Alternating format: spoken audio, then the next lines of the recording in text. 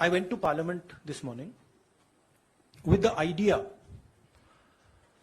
of putting what I have said or what I feel on the floor of the House.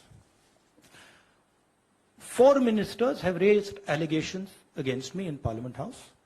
It is my right to be allowed to speak on the floor of the House. I requested the Speaker today. I went to his chambers and I requested him and I said, look, I would very much like to speak. I told him that people from the BJP have made allegations against me, and as a member of Parliament, it is my right to speak. He was non-committal. In his way, he smiled. But I'm hopeful that I will be allowed to speak tomorrow. What is going on here?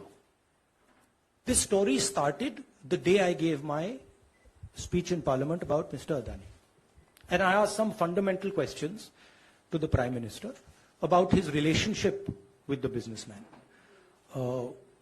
about how Mr. Adani has been given pretty much the entire India-Israel defense relationship, how he's been given the Bombay airport, other airports, how rules have been changed to allow him to be given these things.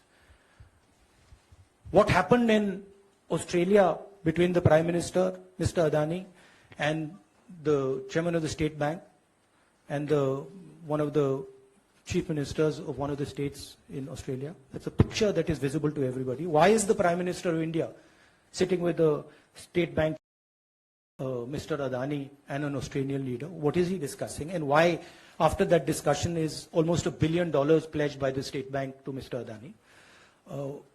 What was said in Sri Lanka? Why Mr. Rajapaksa, a person has made a statement saying Mr. Rajapaksa told him that Mr. Adani was given the contract and it was basically Mr. Modi who told him. The same in Bangladesh. So these are relevant questions. And the whole idea is that these questions must not be on the table. And that is why this whole exercise of 4 or 5 ministers, the Prime Minister giving a speech to distract from this fundamental question, which is what is the relationship between the Prime Minister of India and Mr. Adani and his companies, and more importantly, whose money is in these shell companies? Who is this unknown person whose money is in these shell companies? What is his relationship with Mr. Adani? These are the questions. I would like to go into the details with you. Unfortunately, I'm a member of Parliament and I'm hopeful that I will be allowed to speak in Parliament. So I would like to first place my statement on the floor of the House, and then after that I'll be happy to have whatever discussion you want with me.